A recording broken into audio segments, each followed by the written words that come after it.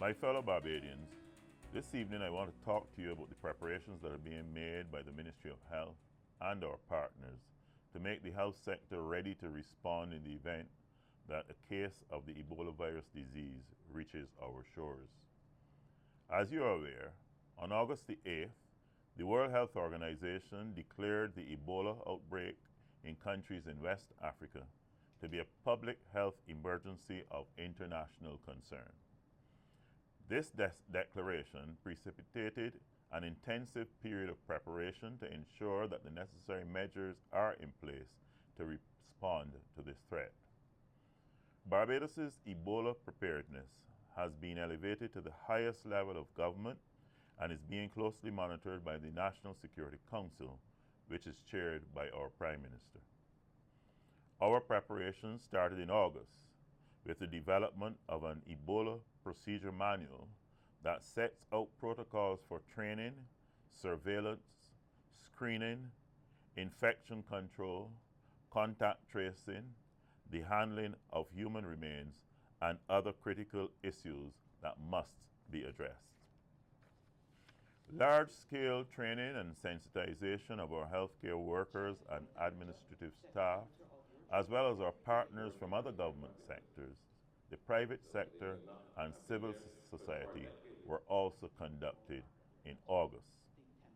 The aim of this exercise was to quickly raise the awareness of Ebola virus disease, its transmission, and preventive strategies. Since that time, more intensive training has been undertaken with frontline workers such as our nurses and doctors to ensure that they are equipped with the knowledge and skills required to protect themselves and to provide care in a safe manner. Such training is ongoing to keep healthcare workers fully prepared. As you have seen in the international media, the issue of the availability and use of personal protective equipment, or PPE, is of utmost importance.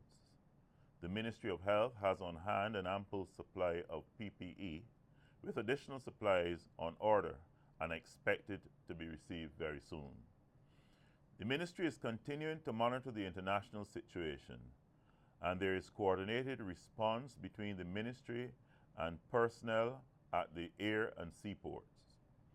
Protocols for the management of passengers have been agreed by port health staff and immigration customs officers as part of the enhanced surveillance measures. Persons arriving from affected areas are referred to port health, where a public health nurse conducts screening and evaluates the need for further management. In the event that there is a passenger requiring observation, quarantine facilities at both ports of entry are functional and systems for surveillance by the polyclinic staff are in place.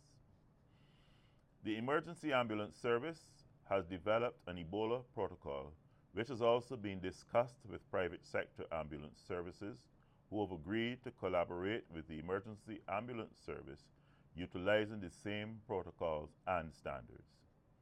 Training in the use of personal protective equipment, infection control, and decontamination of the vehicles has already commenced and has been extended to the private sector. The availability of a facility where an Ebola patient can receive care is one of the critical aspects of our preparedness plan. An isolation center is a place where people who are ill with an infectious disease are separated from patients who are not so ill. As such, a decision was taken to establish such a facility at Enmore, near to the Queen Elizabeth Hospital. The facility has been designed in strict compliance with international standards for infection control, waste management, and air quality. The center is nearing completion and is on stream to be ready and outfitted by November 1st, 2014. Based on current information, the disease is only transmitted by close contact with a patient or their bodily fluids. The center does not pose any risk to persons in the vicinity. Planning meetings are ongoing in the Queen Elizabeth Hospital and polyclinics to ready these facilities to identify major elements of preparedness and response that need to be addressed. It is also planned to conduct further simulation activities to test our systems and to identify and repair any gaps. Meetings have been convened with funeral directors, management of the crematorium, and doctors normally assigned to the Royal Barbados Police Force to discuss issues related to the handling of human remains. It is intended, with the agreement of all concerned parties, to cremate human remains of persons who may die from Ebola. Barbados has a sound public health care system with trained staff in infection control measures necessary to contain any cases of infectious diseases such as Ebola. We are therefore confident that our healthcare system will be able to manage and contain any case of the Ebola virus disease if the need arises. The Ministry of Health monitors the Ebola situation locally, regionally, and internationally, and will update the public regularly on this evolving situation.